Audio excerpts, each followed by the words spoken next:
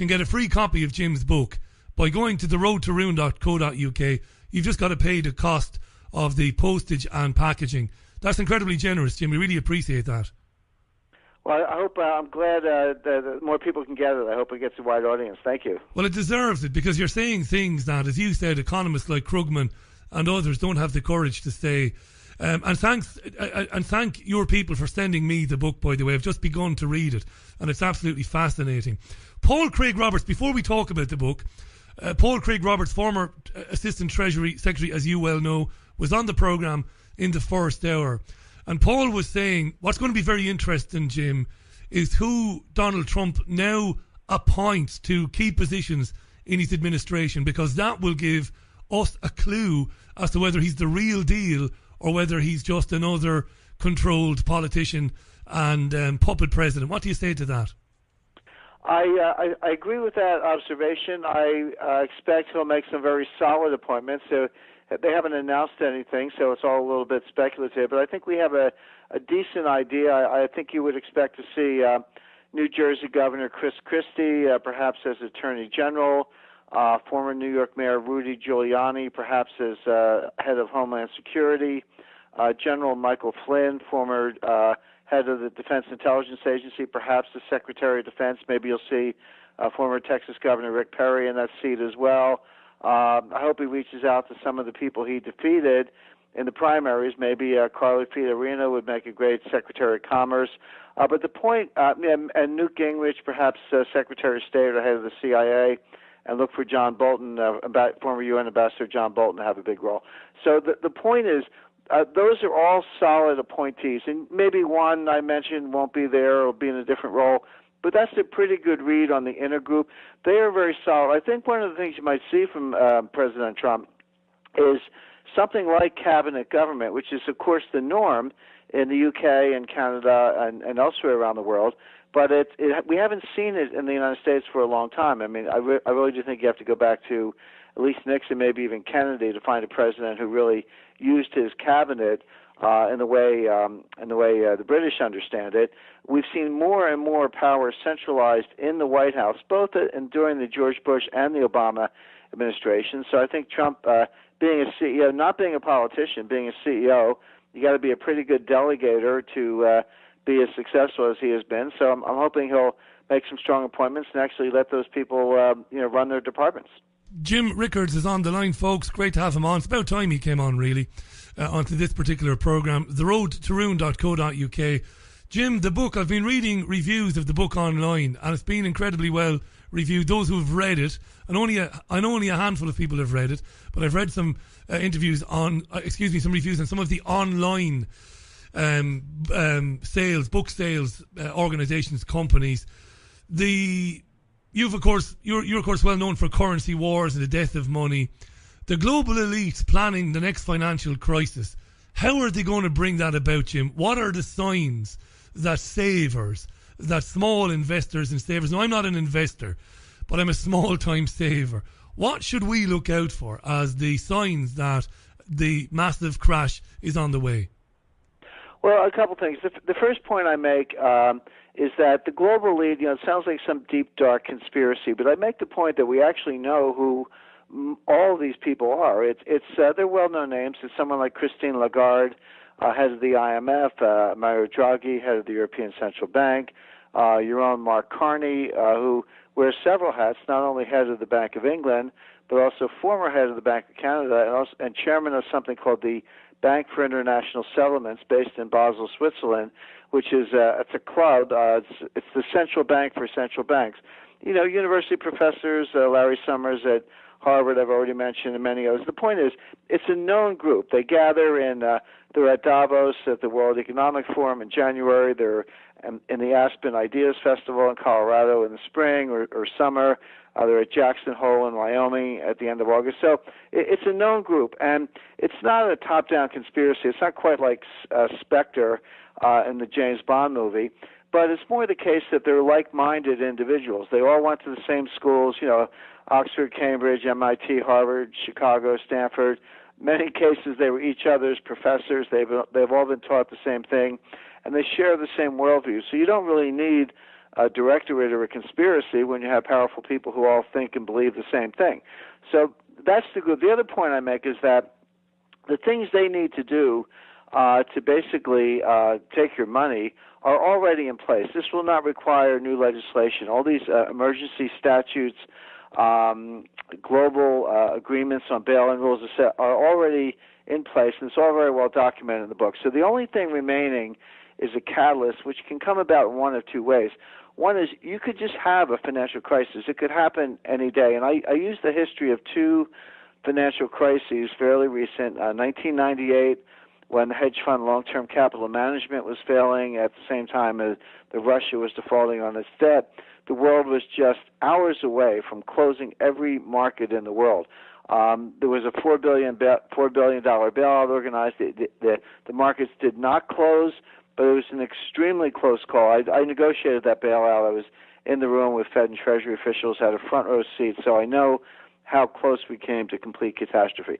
Same thing in 2008. We were just days away, at most, from the sequential collapse of every bank in the world. We had seen Bear Stearns fail in March 2008, and then our big mortgage agencies, Fannie Mae and Freddie Mac, fail in June of 2008, and then Lehman Brothers in September 2008. Morgan Stanley would have been next, and then Goldman Sachs, Citibank, Bank of America, J.P. Morgan. They would have all fallen like dominoes, but for massive intervention by our central bank, which we know they printed $3.2 trillion of new money, but what was not known at the time, you had a liquidity crisis in Europe. The European banks had made dollar loans. They funded with dollar liabilities, which were mostly IOUs and bank deposits held by U.S. money market funds. Well, the U.S. savers were in a panic. They were taking the money out of the money market funds. The money market funds could not roll over that debt to the European banks. The European banks their liquidity was drying up. They turned to their lender of last resort, the European Central Bank, but there was a problem. The European Central Bank cannot print dollars. They can print euros, but they can't print dollars, and the European banks needed dollars. So what happened was the European Central Bank printed trillions of euros. The Federal Reserve, our central bank, printed trillions of dollars, $10 trillion. They then swapped the euros. So our central bank got the euros, the European Central Bank got the dollars, and then bailed out the banks. And so that kind of intervention truncated the process. And then I hypothesize a third crisis. I say 2018, just to keep up that 10-year tempo from 1998 to 2008 to 2018. But I make the point that it could be tomorrow. It doesn't necessarily mean it will be exactly 2008. This is something that could happen tomorrow. But here's the difference, Richie. In 1998, Wall Street bailed out a hedge fund. In 2008, the central banks bailed out Wall Street. In 2018, if not sooner, who's going to bail out the central banks? In other words, each bailout gets bigger than the one before. Each crisis is more dangerous than the one before. There's only one clean balance sheet left in the world. There's only one institution in the world that can print money that's bigger than the central banks, and that's the International Monetary Fund. So the IMF is going to have to ride to the rescue next time, but they're going to do it with world money. Again, not a conspiracy. It's a real thing. They have a funny name for it. They call it special drawing rights, or SDRs. But it's just a funny name for world money. That's what it is. They can print it up the same way the European Central Bank can print euros, or the Bank of England can print pounds, and hand it out to their member countries. And so that's where the bail will come from. Jim, can I jump in there? Sorry to interrupt you. Can I jump in there? This is brilliant stuff. Yeah. So they print this money, this special money, and as you said, it's distributed then amongst the member countries. And right. We've seen this time and time again. We've had people on the programme over the last couple of years, people like John Perkins, of course, and others to talk about these things. Ultimately, that money is given to countries, and brutal austerity measures are put on people, are put on basically on the population, and then the real wealth of the country, the hard assets of those countries, are siphoned off, and they go to these banks and then to these corporations. That's what happens, right? Well, that's what has happened. You're absolutely right. But the next time will be different, because they're actually they're not going to want austerity. They're going to want inflation, which is just a different way to steal your money. I mean, if we have austerity and everyone's thrown out of work and you have unemployment and you nationalize assets, that's one way to take people's money, or use taxpayers' money to bail out the banks to enrich the bankers. That's what we've seen, and that's one way to steal people's money. But the other way to steal people's money is through inflation. Just make the money worth less by printing and handing it out. And that's what they'll do. But there's one catch, which is when this panic hits, the IMF will take 3 months at least, maybe 6 months. They can't turn on a dime. They're not that nimble. Let's say it takes 6 months to issue these SDRs. There's going to be a financial panic in the meantime, worse than 2008. The central banks are not going to be able to print their local money because they're already tapped out. Their balance sheets are stretched. So they're going to have to lock down the system. They're going to reprogram ATMs so you only get maybe 300 pounds a day for gas and groceries. They'll just say, well, why do you need more than that? Or maybe turn them off completely, close the banks, close money market funds, close exchanges, basically lock down the entire system. You know, in 98, everybody wanted their money back, and they printed it and gave it to you. In 2008, everybody wanted their money back, and they printed it and gave it to you. In 2018, if not sooner, everyone's going to want their money back, but guess what? They're not going to give it to you. They're going to lock down the system until they can print these SDRs. So this is tyranny, Jim. What you're you're describing here is absolutely tyrannical. And is this all? We talk about dot connecting on this program all the time. We're very concerned about the cashless society agenda to get us all using plastic and to ultimately get rid of cash and of coins. Is that tied into that agenda, Jim, so that when this happens eventually, you know, we won't get the money from the machines, but we won't have money stashed, we won't have gold and silver stashed, so we're properly screwed?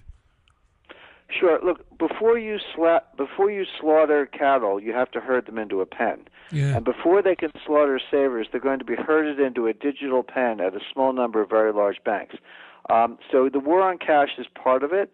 That's absolutely right. We see Sweden is practically cashless.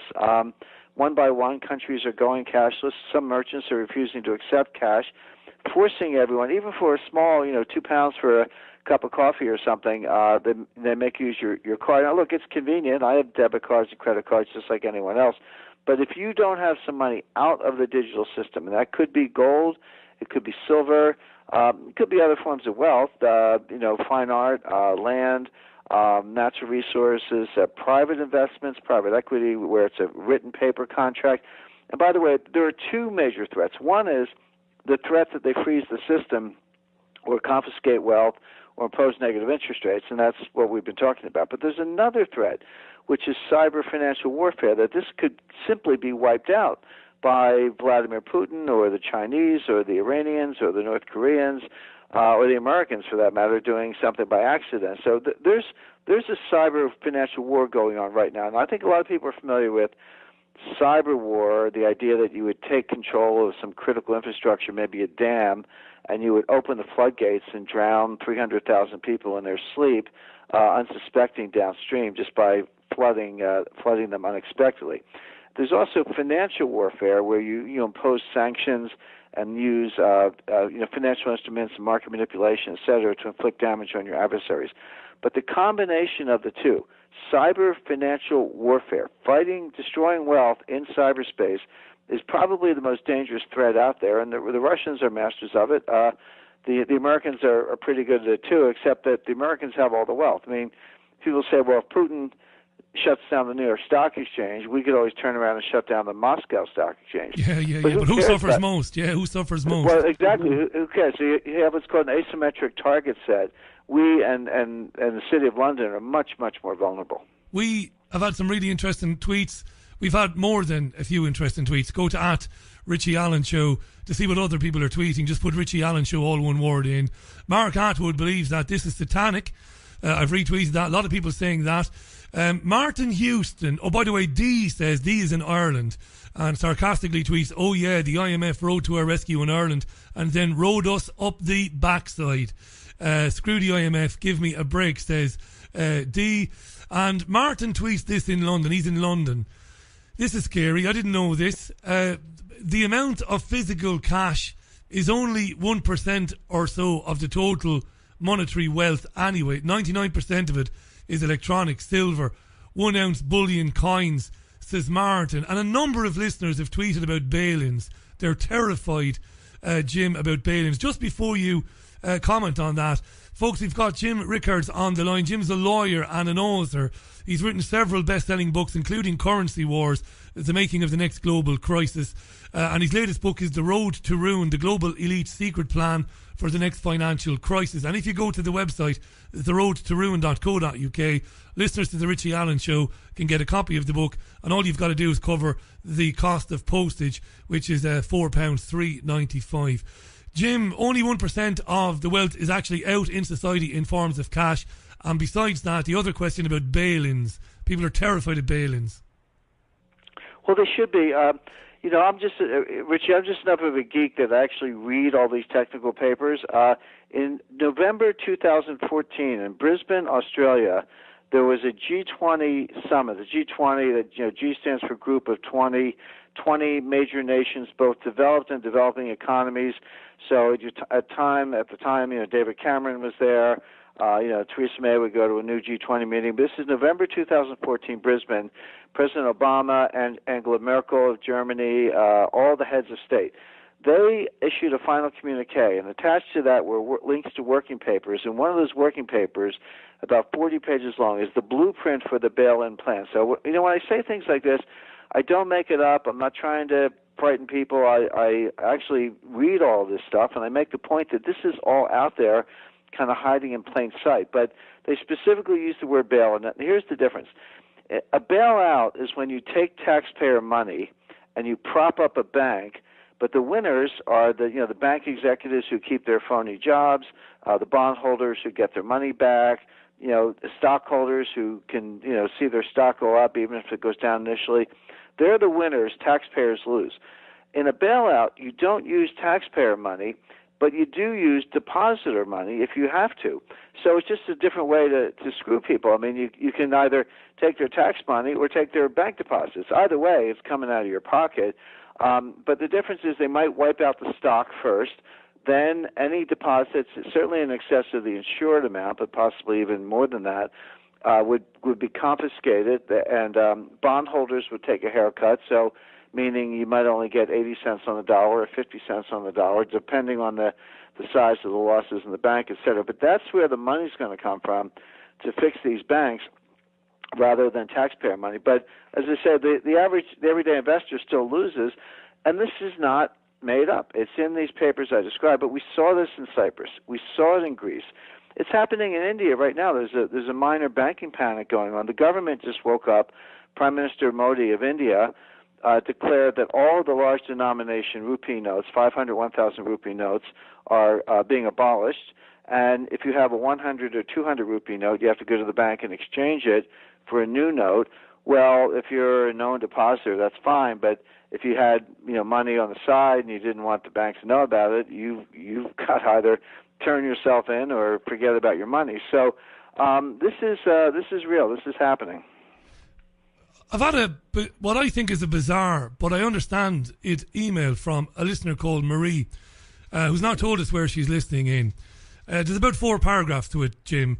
I was listening very carefully to what you were saying, but I was just scanning it. And she says, I'm very interested in precious metals, gold and silver. But what about trying to buy some land cheap, buying a field or something? She talks about farmers in Europe and in Western Europe, not doing so well, and they have land for sale and it's cheap.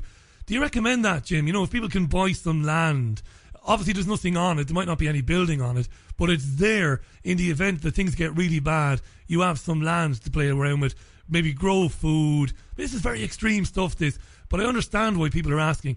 Grow food or even live on it if the worst came to the worst. Well, I think it's not a bad idea. My big thing, Richie, is diversification. So I definitely recommend gold and silver, but only for 10% of your investable assets. I would take another, maybe 20% or more and put that in land. There's room still for some of the private investments I talked about. Fine art. Look, candidly, not all these opportunities are available to a small saver, but even if you have 10,000 pounds, you can take 1,000 pounds and go buy 1 ounce of gold. Just buy a gold coin or buy 50 silver coins, put it in a safe place, and you'll have some wealth preservation. But as far as the land is concerned, again, I make the point that all these things are happening. Right now in Venezuela, society is imploding. And you know what the government said to people who are hungry? They have no food. The supermarket shelves are stripped bare. The food distribution system is breaking down. They said to people in the cities, grow food, go grow your own food. That was their advice. And people are setting up rooftop gardens. They're lugging dirt up to the top floor of apartment buildings and trying to plant gardens on the roofs of apartment buildings, and of course going out to the countryside and trying to grow what they can. So the government's advice to food shortages was grow your own food. Maybe people need to get ahead of that curve and get some land and be prepared to do that. Absolutely. Is silver better than gold? Because the value-size ratio it's practical. Some listeners are asking that.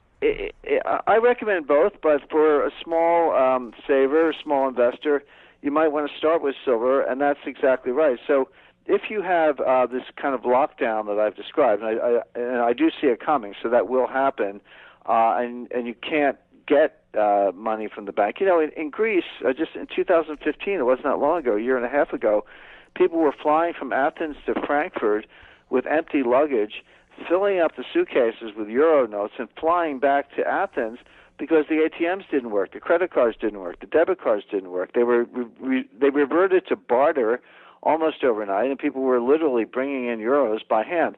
So in that situation, you will be able to use gold or silver to buy food for your family. But here's the problem. A single ounce of gold is probably a year's worth of groceries. And you picture people with a little chisel, you know, knocking off a little chip. But a single ounce of silver is probably, you know, a couple days' worth of groceries, and 2 ounces of silver might be a week's worth of groceries. That's the right amount. So silver is, first of all, silver will tag along with gold. You're not going to see gold go to the levels I expect, which is quite high, you know, at $10,000 an ounce. But that's not going to happen to gold without silver being along for the ride. You know, the world of $10,000 gold is also the world of $100 per ounce silver.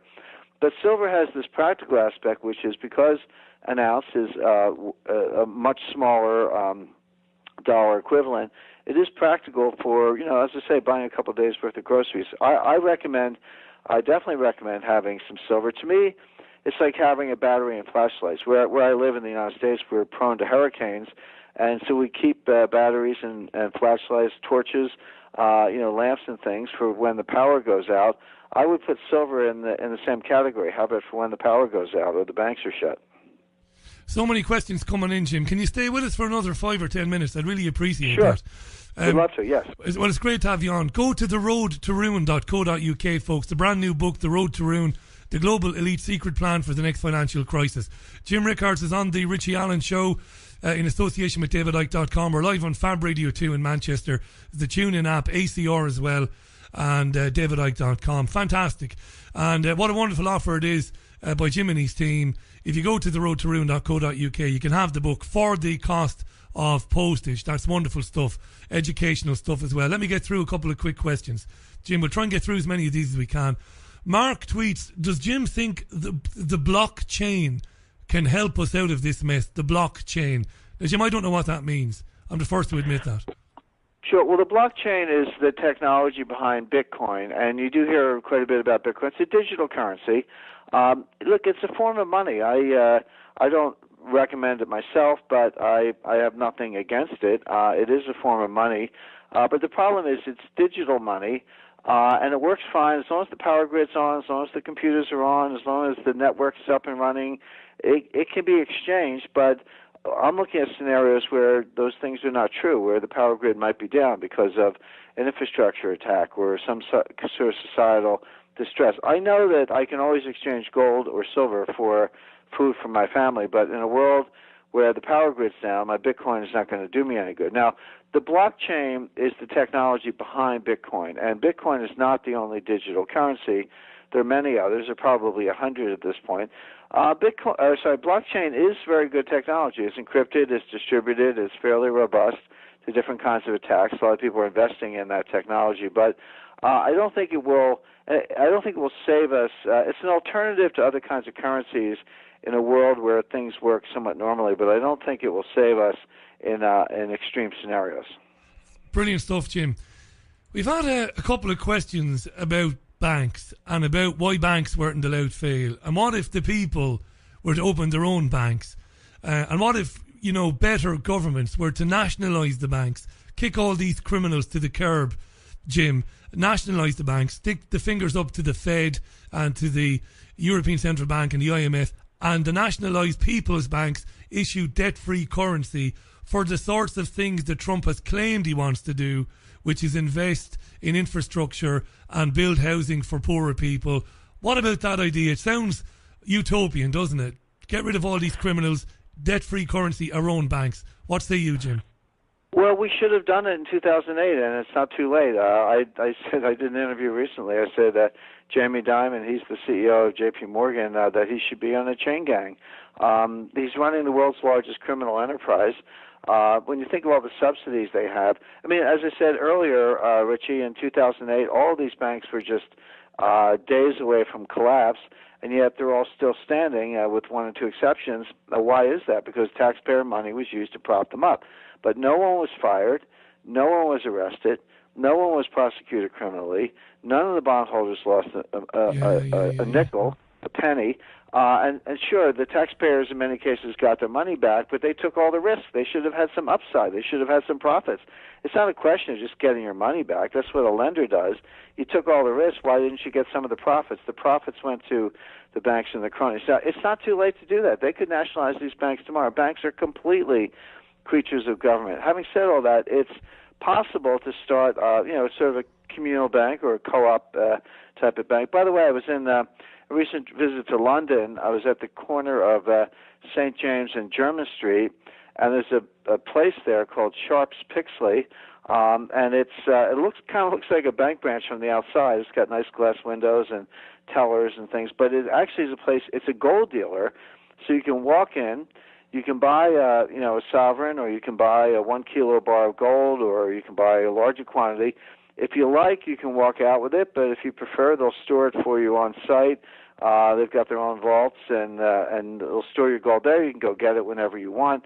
And it struck me that here I can go up to the counter, hand them a wad of paper notes, and they'll give me gold. And if I like, they'll store it for me. That's what a bank used to be. It used to be the case prior to 1914. Any Englishman with some Bank of England notes could walk up to any bank and get gold. So it's a 21st century kind of high street gold dealer, but it looks like an old 19th century bank. We've had an email from a tweet from Brendan McGill, who's in Ireland. Now, don't think it's ungrateful, Jim, because it's a wonderful offer that you've extended to our British listeners. But Brendan says, I've just gone to the Road to Ruin site. It says the offer is open to British citizens. What about the Irish, says Brendan? Well, let me find out. This is done in coordination with my publisher, and I'm glad we have the same problem in the United States. We have a similar offer in the United States that's only for U.S. citizens. To be candid, I'm not exactly sure why it's sort of national, but I can inquire my publisher, but I don't. Honestly, don't know the answer because I certainly wrote the book. But of course, I know I'm sorry to put you on the spot there. That's okay. By the way, I'm leaving tomorrow. I'll be flying into Dublin. I'll be in Kilkenny Friday and Saturday for. There's something called Kilkenomics, named after the city of Kilkenny, but it's kind of interesting blend of comedy and economics, if that's not completely redundant. So looking forward to visit to Ireland. How fantastic. It's called Kilkenomics. By the way, I'm from Waterford City. We share a border with Kilkenny, of course, and we don't like them very much because we've only ever won the National Hurling Championship once, and they've won it 40 times, James, so we don't like them very much. But we're married and we're interbred, so we have to put up with one another. Rickards is an English name, and my mother's family are the Thorntons, which is an Irish name, so I have a foot in both camps. But I'll actually be in London in November 30th, 31st, and December 1st, and doing some book signings and things. So people who follow me on Twitter, it's at James G. Rickards, Rickards, but at James G. Rickards. I always post these different travels and events we have. Well, that's brilliant. If the book signing takes you anywhere up northwest, because our program is based in Manchester, in England's greatest city, by the way. We're based in Manchester. If you come up this way, Jim, I'll shout you at least a beer, and it would be lovely to meet you. I'm thrilled that we met you, and I must say, when you do programs like this, there are so many people out there doing stuff who are very well known. I mean, you're incredibly well known, and we talk a lot about finance on this program, and yet our paths didn't cross, and our listeners were saying sincerely, why have you not asked this gentleman on your program before? So of course we immediately got on, and your people were so quick to come back and speak with us, Jim. I'm so happy about that. TheRoadToRuin.co.uk, the global elite secret plan for the next financial crisis, is Jim's brand new book. He's of course very well known for Currency Wars and other best-selling books. Jim, I'll give you the last word on it. Give our listeners some optimism. I know you talk about 2018 and things are going to be bleak, and they are going to bring about this meltdown. But if we prepare right for it, you're saying that we can see them off.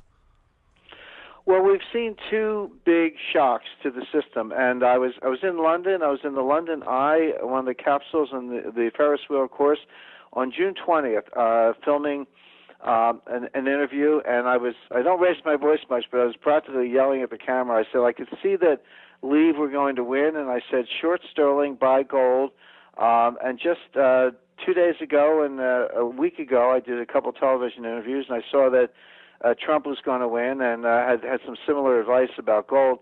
But my point is, Brexit and the election of Donald Trump have a lot in common. They both reflect popular discontent. The global elites are, it's one thing when the people are losing confidence in the elites, but the elites are starting to lose confidence in themselves. So I'm optimistic that between Theresa May sort of making way for England and the UK to do their own thing, and Donald Trump in the U.S., perhaps there's a little cause for hope there. But the elites are not down and out, but they're certainly feeling some pressure. Absolute pleasure, Jim, to speak with you today. Thanks for taking the time out to do it. TheRoadToRuin.co.uk. Jim is in London over the Christmas signing books. Find out where he's going to be at his website, and he's going to be at Kilkenomics as well in Kilkenny. And I've already had a couple of tweets from listeners who said that they're going to make it their business to go to Kilkenny and maybe bump into you when you're there. Thanks so much, Jim. Great work, and wonderful to speak with you. Thank you, Richie. Marvellous stuff. How exciting. Terrific to hear from Jim there. Jim Rickards on the line to us from Cincinnati. The Road to Ruin, the Global Elite's secret plan for the next financial crisis. The book is available now, and for our British listeners, if you go to theroadtoruin.co.uk, as a promotion, you can have the book for free. All you got to pay is the postage and packaging, which I believe is $3.95, which is not bad, is it, for a good read?